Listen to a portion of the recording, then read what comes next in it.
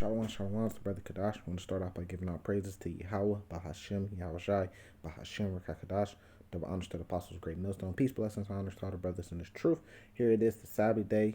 We sitting back watching a little history, and I came across this where it's like a ancient museum that has ancient Egyptian artifacts and stuff like that. Why is this important though?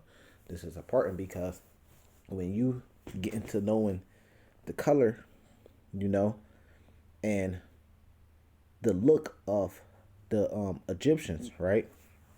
The ancient Egyptians, then it gives you a hint to the look of the ancient Israelites. And then you use that and, more history, of course, in the Bible, of course, the scriptures, of course, to point to who are the Israelites today. And it becomes very evident, So I'm going to let this play. All the way back.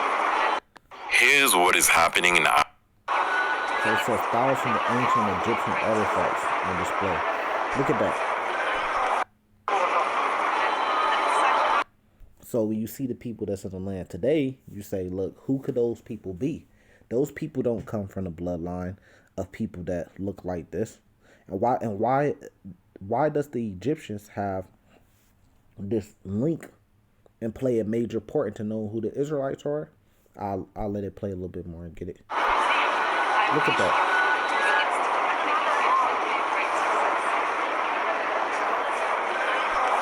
Slaki. And this is why our people always believe that we're Egyptians. But the Lord said he puts a difference between the Egyptians and the Israelite. He sets a difference between them and his people. So that's where it's a stumbling block for a lot of our people too.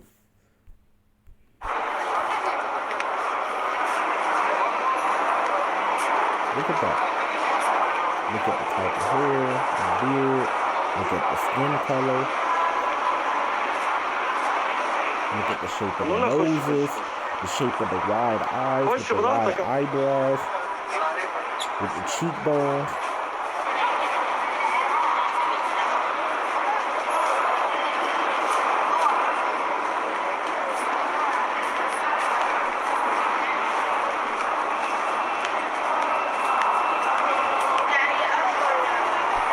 So the thing is, right, if the ancient Egyptians look like this, right, because, they're not going to look like Israeli people, but they're painting their sarcophaguses and they're mummifying themselves and stuff and their tombs and stuff like that, and they're painting it this color.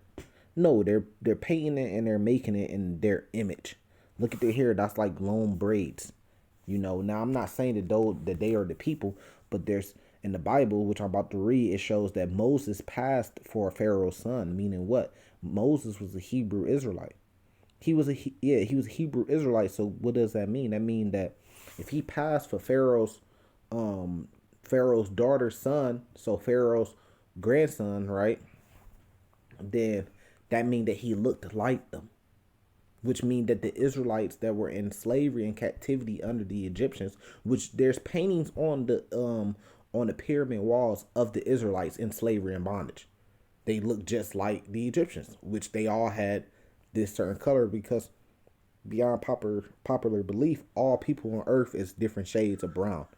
And then you get down to the Edomites, which are red or pale, which the Bible tells us about that, in Genesis.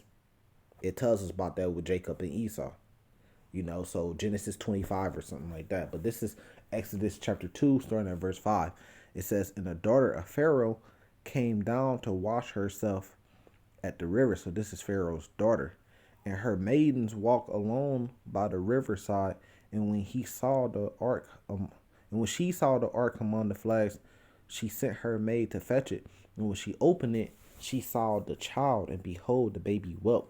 And she had compassion on him and said, this is one of the Hebrew children. So it was a Hebrew child.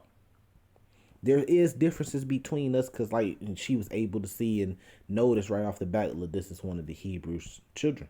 So there is differences.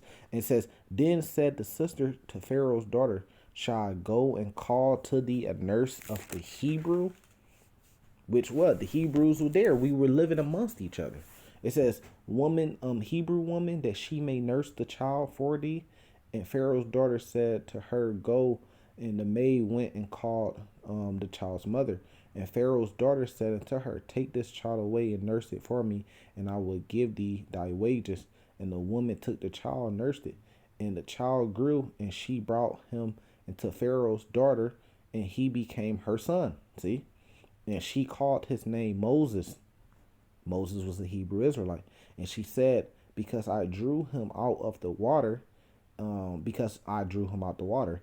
And it came to pass in those days when Moses was grown that he went out unto his brethren and looked on their burdens, and he spotted Egyptians smiting the Hebrew, one of his brethren. So, they in bondage now. A new Pharaoh that didn't know Joseph. So we in bondage now, right? And this is what he did. He said, and he looked this way and that way, made sure the clothes was clear, And when he saw that he saw that there was no man, he slew the Egyptian and hid him in the sand. Why? Because for his people. And when he went out the second day, behold, two men of the Hebrews rode together, and he said to him that did wrong, where smiteth thou thy fellow? So the point is that, look, he was for his people, and I got a precept on that too. He was for his people, but the whole point is that they were able. Pharaoh's daughter was able to take him as a son, and if Pharaoh and the ancient Egyptians look like this was on your screen, then how did the Hebrew Israelites? They would had to look closely, which this skin color that's on your screen is my exact skin tone. If you would have put it onto wood and put it on a circumference, it would be basically my exact same skin tone. Maybe I might be a little bit darker, but yeah, pretty much the same. So that shows you that it's just a hint to give you that, look, the Hebrew Israelites today. Now we were scattered throughout the whole world amongst a whole bunch of people. So you have Israelites that's going to come looking like a whole bunch of different nations. You're going to have Israelites that look like red, that look white. You're going to have Israelites that's super dark like Wesley Snipes. You're going to have Israelites that's super light like Stacy Dash. You're going to have us looking like the whole spectrum, right? Plus there's 12 tribes. So you're going to have us coming looking like the whole spectrum. But the Hebrew Israelites are originally this color, and this is the color that our Lord is coming back in. Here, let me see. Let me get this precept and then I'll jump to that. This is Hebrews chapter 11. It says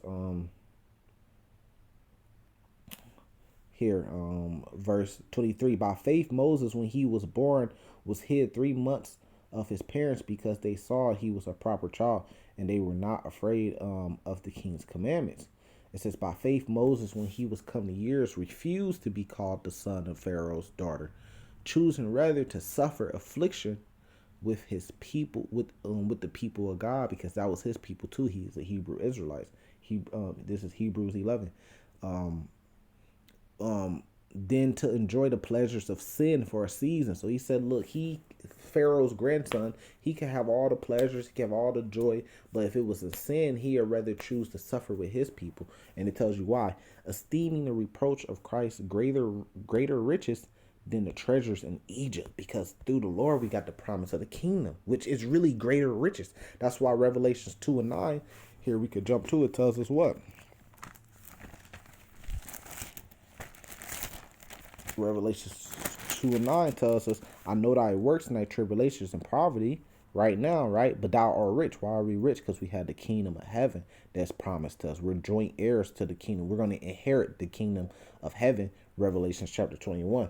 I know the blasphemy of them which say they are Jews and are not, but are the synagogue of Satan, which goes along into this lesson what we're talking about, because the people who claim and they are the Jews, they are not. And this is just more hint, more evidence, more history to show you, look, this is how the ancient Egyptians look. So what do you think the ancient Israelites look like? And it'd be something close to this. It says, verse 27, by faith he forsook Egypt, not fearing the wrath of the king. And see, that's what we do. When we out on the highways and byways, we stand in bold in front of the face of those who afflicted us for the Lord. We're not fearing the wrath that could come down on us.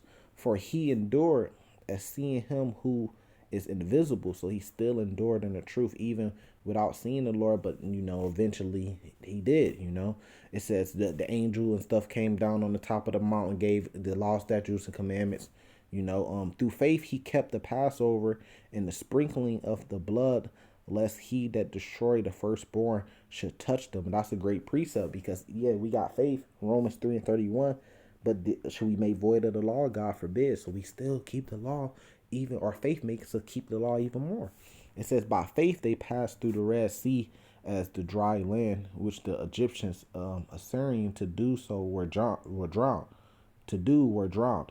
By faith the walls of Jericho fell down after they were compassed about 7 days. That's during the time of I forgot the name. Joshua. Yeah, that's during the time of Joshua. They went into capacity 7 times and had to get into line and go into the Lord took the wall down and they went in single file line into Jericho to take the city. They took the city of Ai, stuff like that. Here, in Revelation chapter 1. Now, this is what we mean when we get to Revelation chapter 1, what you're seeing on your screen. And even though this is not a circumference of an Israelite, it's one of an Egyptian, but it still gives you a hint to what the Israelites would look like. This is Revelation chapter 1. This is what we mean when we verse 14, straight to the point. His head and his hairs were white like wool. What does that mean? Because nobody's on earth is white, and they try to use that. But what does it mean? What it means is the hairs on his head, this is Old English, were white like wool. So Google white wool, and that's what it looks like on the top of his head. Even with the woolly texture and all that, because it's like white wool. As white as snow, and his eyes were as a flame of fire. Red eyes. Brothers say because he drank a lot of wine and he was stressed because he was teaching and stuff like that. It says his feet like into fine brass as they burned in the furnace, and that's the point. So if you not fine brass burning in the furnace when it's super hot and it's basically yellow, no, it's his feet like into fine brass as if they burnt, meaning they already burnt in the furnace. So it says, in his voice is the sound of many waters. So when you go look up burnt brass, BURNED, sick that I have to say that, but we have to, right? Burnt brass, just Google it online, and this color of the skin right here is going to pop up like a brownish, like a gold brownish color, kind of, and sometimes even a dark brown color. That's what's going to pop up, so that's what we mean. So you take these evidence, you take the scriptures, you bring them together, you take the history, and you bring it all together, and you can get more of an understanding. Hopefully this has been edifying. Salvation to the elect. Shalom. Museums aims to protect and preserve Egyptian heritage from pre-Islamic period up to now, passing